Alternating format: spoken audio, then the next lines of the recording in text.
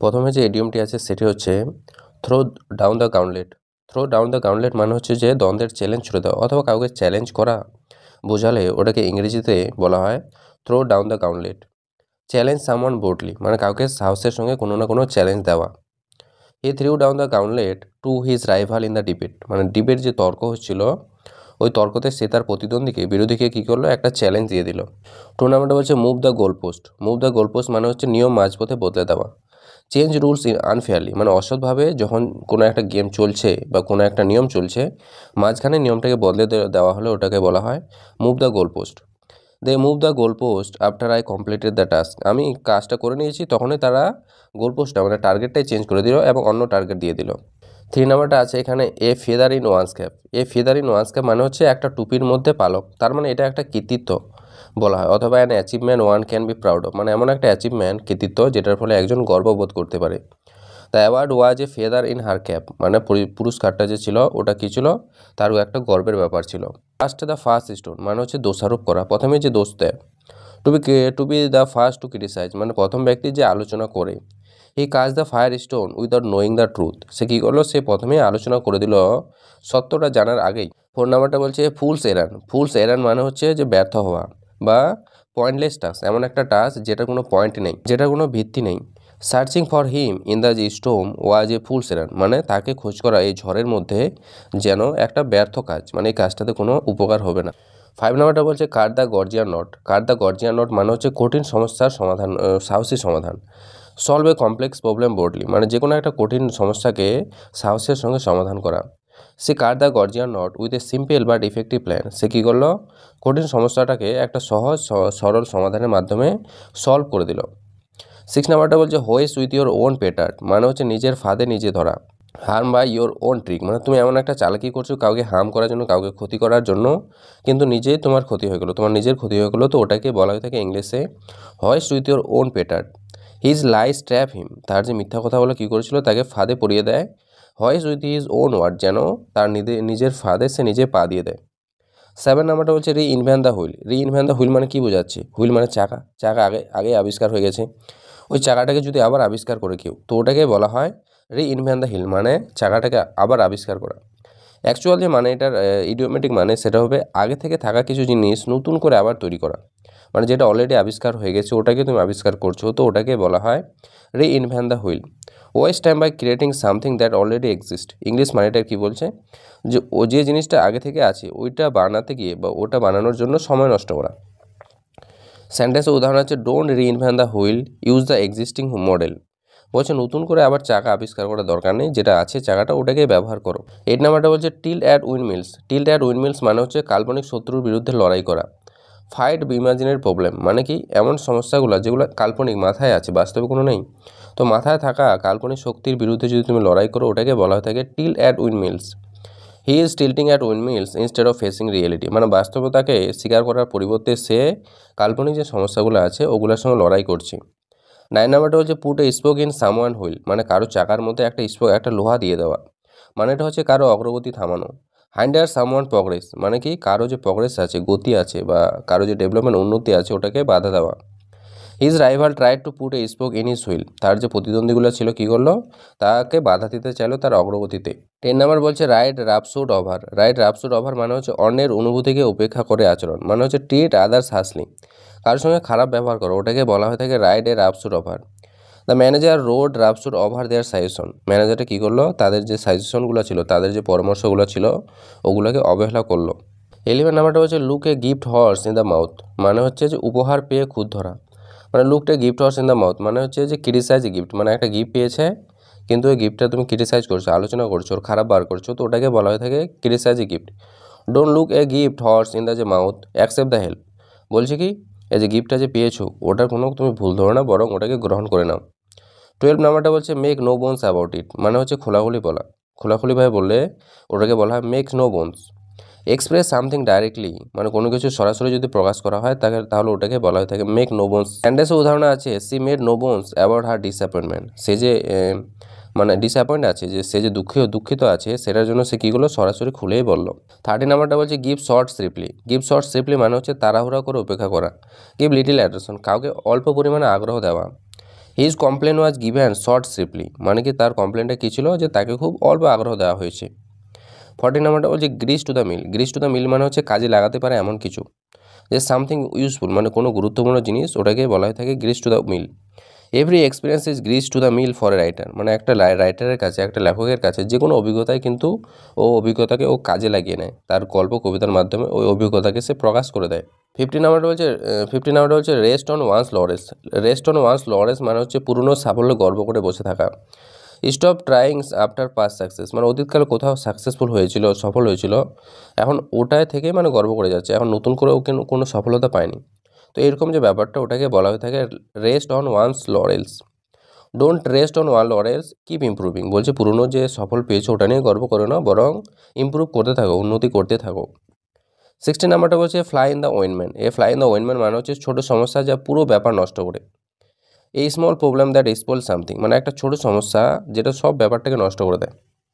The only fly in the ওয়েনম্যান was the bad weather, মানে যে আমাদের যে সমস্ত মজাটাকে নষ্ট করে দিল, সবথেকে বড় সমস্যাটা কী ছিল, যে খারাপ আবহাওয়া। 20 নাম্বারটা বলছে এই square peg in a round hole, মানে হচ্ছে অপ্রস্তুত বা অনুপযুক্ত ব্যক্তি। Someone unsuitable for a situation, মানে কোনো একটা সিচুয়েশনের ক্ষেত্রে কেউ যখন আনসুইটেবল হয়, অতটা সুইটেবল হয় না, ভালো হয় না বা যোগ্য হয় না, ওটাকে বলা থাকে এই square peg in a round whole.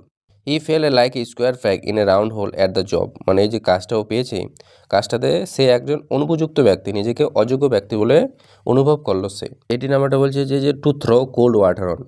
Cold water মানে ঠান্ডা জল ফেলে দেওয়া, অ্যাকচুয়ালি মানেটা হচ্ছে উৎসাহ নষ্ট করা। ডিসকারেজ সামওয়ান, কাউকে কী করা, কাউকে অনুৎসাহিত করা। ডিসকারেজ করা মানে কাউকে উৎসাহ না দিয়ে তাকে আর উল্টে ডিমোটিভেট করে দেওয়া। সে threw cold water on his idea, মানে সে কী করলো, তার যে আইডিয়াটা ছিল, আইডিয়াটাকে সে নষ্ট করে দিল, মানে ওর আইডিয়াটার যে একটা উৎসাহ ছিল সফল হবে, ওটার উপরেও জল ফেলে দিল, মানে ওকে নষ্ট করে দিল বা ডিমোটিভেট করে দিল। 19 নাম্বারটা বলছে in the lap of luxury. In the lap of luxury মানে হচ্ছে বিলাসিতায় ডুবে থাকা। লিভিং ইন গ্রেট কমফোর্ট মানে হচ্ছে খুব আরামে থাকা। They live in the lap of the luxury during vacation, যখন ছুটি চলে তখন কী করে, তারা খুবই বিলাসিতা থাকে। 20 নাম্বারটা বলছে ফিদার ওয়াননেস। ফিদার ওয়াননেস মানে হচ্ছে নিজের সুবিধার জন্য সুযোগ নেওয়া। এনরিচ ওয়ানসেলফ ডিসঅনেস্টলি, মানে কারো সুবিধা নেওয়া অসৎভাবে। দ্য খারাপ officer feather his nest for years. খারাপ যে দুর্নীতিবাদ যে অফিসার যতগুলো আছে, ওরা কী করে বছরের পর বছর ধরে নিজের সুবিধা নেয়। 20 নাম্বারটা বলছে থ্রো পেয়ার্স বিফোর সোয়াইন, মানে হচ্ছে অপাত্রে মূল্যবান জিনিস দেওয়া। Offer something valuable to someone who or not appreciate. Throw pearls before swine মানে হচ্ছে যে কাউকে এমন একটা জিনিস দিয়ে দেওয়া যেটার মূল্যও জানে না বা মূল্যও করতেই পারে না। Teaching him manners is like throwing pairs before swine, মানে তাকে যদি তুমি ম্যানার শেখাচ্ছ, ব্যবহার বা চরিত্র শেখাচ্ছ, এটা যেন একটা এমন যে ও ওটার মূল্যই জানে না, ওটা কখনো ও ভালোভাবে ব্যবহারই করবে না, তো ওকে শিখে লাভটা কি। নাম্বারটা বলছে বিট ওয়ান্স ব্রেস্ট, মানে হচ্ছে নিজের দুঃখ প্রকাশ করা, যে সো এক্সট্রিম সরো, মানে কারো যদি দুঃখ হয় খুব, ওটাকে প্রকাশ করা। এই beat his breast in regret, মানে প্রত্যাশায় ও কী করলো, তার নিজের দুঃখ প্রকাশ করলো। 22 নাম্বারটা হচ্ছে ব্রেক র্যাঙ্কস। ব্রেক র্যাঙ্কস মানে হচ্ছে দল থেকে বেরিয়ে আসা, কোনো দল থেকে বেরিয়ে আসা হলে ওটাকে ব্রেক র্যাঙ্কস বলা হয়। ডিসওবে গ্রুপ রুলস, মানে কোনো একটা গ্রুপে আছো এবং ওই গ্রুপের কিছু নিয়ম আছে যেটাকে তুমি মেনে চলছো না, তো ওটাকে বলা থাকে break ranks. One officer broke the ranks and told the truth, একজন অফিসার কী করলো, নিয়ম ভেঙে সত্য কথাটা বলে দিল। 23 নাম্বারটা বলছে বাড়ি দ্য হ্যাচেট। বাড়ি দ্য হ্যাচেট মানে হচ্ছে ঝগড়া মিটিয়ে ফেলা। এন এ কনফ্লিক্ট মানে একটা কনফ্লিক্ট বা ঝগড়া চলছিল অনেকদিন ধরে, ওটাকে শেষ করা। দে বাড়ি দ্য হ্যাচেট আফটার ইয়ার্স, মানে অনেক বছর ধরে যে চলছিল ঝগড়াটা, ওরা কী করলো, মিটিয়ে নিল। 24 নাম্বারটা বলছে clutch at a straw. Clutch at a straw মানে হচ্ছে শেষ চেষ্টা ধরা। Rely on a weak possibility, মানে একটা লাস্ট পর্যন্ত চেষ্টা করা বা একটা দুর্বল সম্ভাবনার প্রতি নির্ভর করা। He is clutching at a straw for hope, মানে আসার জন্য সে কী করছে, একটা দুর্বল সম্ভাবনা বা একটা, এখানে স্ট্র মানে খড়, একটা খড় ধরে আছে। কোনো যদি কেউ ডুবে যায়, ডুবার সময় যদি একটা খড় পায়, তো ওই খড়টা ধরেও বাঁচানোর চেষ্টা করে, কিন্তু বাঁচতে পারে না, কারণ একটা খড় ওকে বাঁচাতে পারে না, তো ওটাকে বলা হয়ে থাকে ক্লাচ অ্যাট এ স্ট্র, মানে একটা খড় ধরে থাকা। 24 নাম্বারটা হচ্ছে কাস্ট অ্যাসপারসন। কাস্ট অ্যাসপারসন মানে হচ্ছে খারাপ কথা বলা। ক্রিটিসাইজ অর ইনসাল্ট, কারো আলোচনা করা বা কাউকে অপমান করা বোঝালে ওটাকে বলা হয় cast aspersion. Don't cast aspersion on her character, তার চরিত্রের প্রতি তুমি খারাপ কথা বলো না। 25 নাম্বারটা হচ্ছে dance on someone graves. Dance on someone grave মানে হচ্ছে কারো বিপদে আনন্দ পাওয়া। সামওয়ান গ্রেভ মানে কারো কবরের সামনে নাচা, অ্যাকচুয়ালি এটা মানেটা হচ্ছে কারো বিপদে আনন্দ পাওয়া। সেলিব্রেট সামওয়ান ফেলিয়ার, মানে কারো যে ব্যর্থতা হয়েছে ওটাকে সেলিব্রেট করা, ওটাকে আনন্দের সঙ্গে পালন করা। They dance on his grave when he lost the election, বলছে কি যে যখন সে ইলেকশনে হেরে যায়, ভোটে হেরে যায়, তখন তারা ওর দুঃখে আনন্দ পাচ্ছিল। 26 নাম্বারটা হচ্ছে do the lion share. Do the lion share মানে সবচেয়ে বড় অংশ। লায়ন শেয়ার মানে হচ্ছে সব থেকে বড়োটা লায়ন খায়, সিংহ খায়, তো ওটার মানে হচ্ছে যে সবচেয়ে বড় অংশটা। Do the biggest portion of work মানে কি সব থেকে বেশি পরিমাণ কাজটা করাকে বলা হয়ে থাকে do the lion share. C did the lion share of this project, of the প্রজেক্টটা যে ছিল ওটা সব থেকে বেশি কাজটা কী করেছে, সি মানে ওই মেয়েটি। তারপর নাম্বারটা হচ্ছে ড্র্যাগ ওয়ান স্পিড মানে হচ্ছে কাজ করতে দেরি করা। ডিলে ইন্টেনশনালি মানে নিজের ইচ্ছা মতো কোনো কাজকে ডিলে করা বা দেরি করা।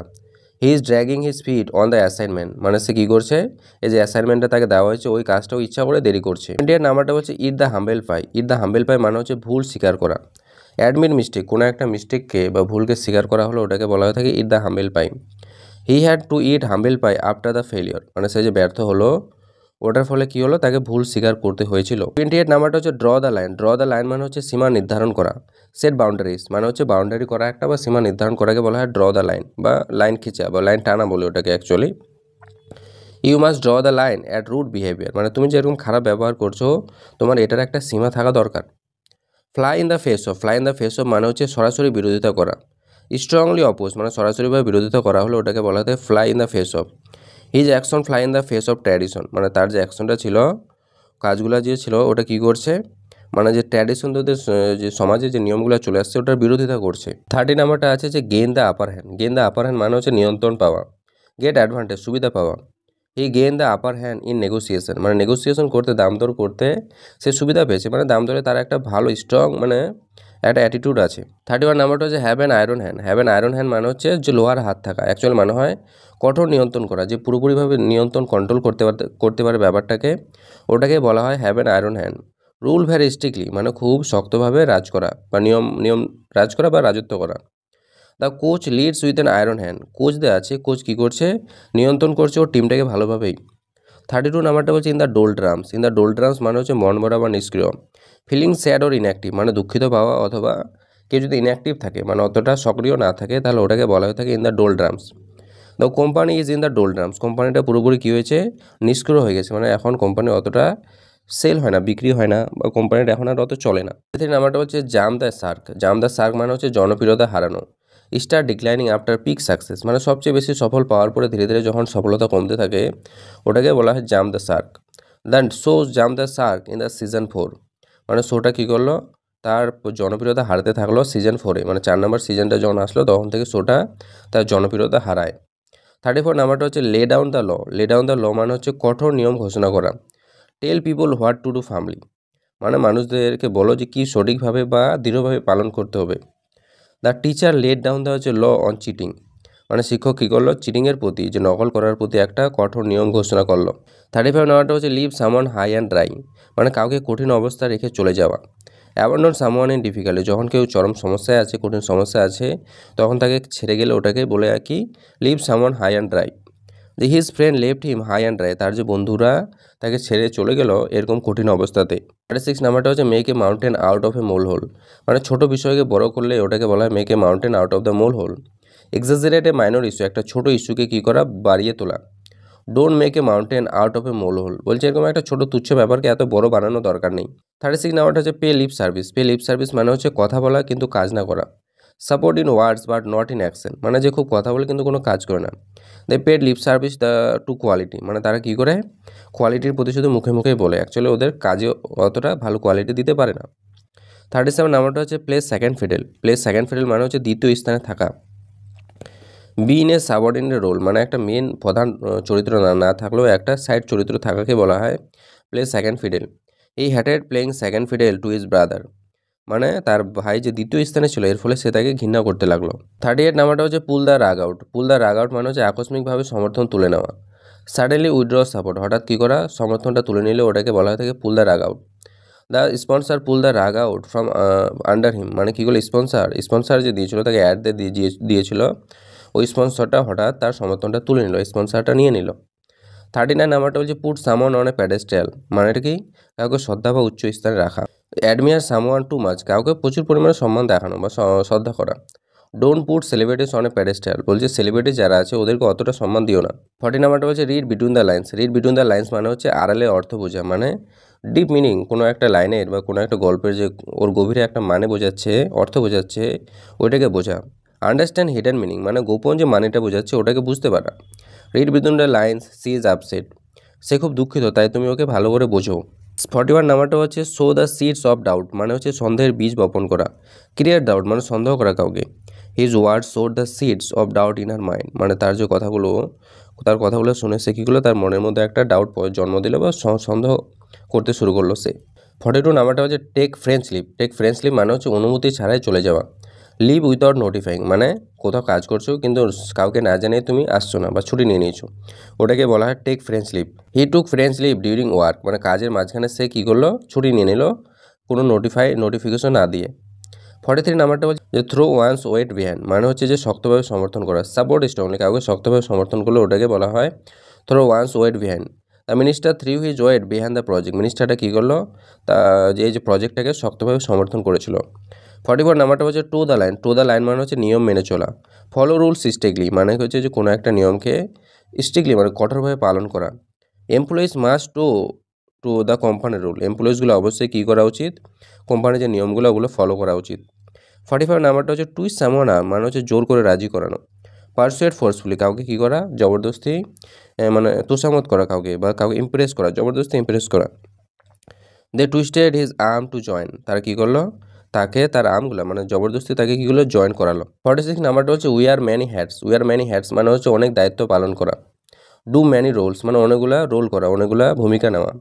Teachers often wear many hats শিক্ষকগুলো কী করে বেশিরভাগ ক্ষেত্রে অনেকগুলা টুপি পরে থাকে, অ্যাকচুয়ালি মানেটা হচ্ছে কিন্তু টিচারের অনেকগুলো ভূমিকা আছে, রোল আছে। 47 নাম্বারটা হচ্ছে win by a whisker. Win by a whisker মানে হচ্ছে অল্পের জন্য জেতা। Win by a very small margin মানে অল্প ভোটে বা অল্প কিছুতে জিতে গেছো। সে won the election by whisker মানে সেই ইলেকশনটা কী করছে, ভোটে যে জিতে গেছে, অল্পের জন্য জিতে গেছে মাত্র কয়েকটা ভোটে। 48 নাম্বারটা হচ্ছে wipe the slate clean. Wipe the slate clean মানে হচ্ছে অতীত ভুলে নতুন শুরু। ফরগিভ অ্যান্ড রিস্টার্ট মানে পুরনো যা কিছু হয়েছে ওটাকে মাফ করা বা ভুলে যাওয়া, অ্যান্ড রিস্টার্ট নতুন করে শুরু করা।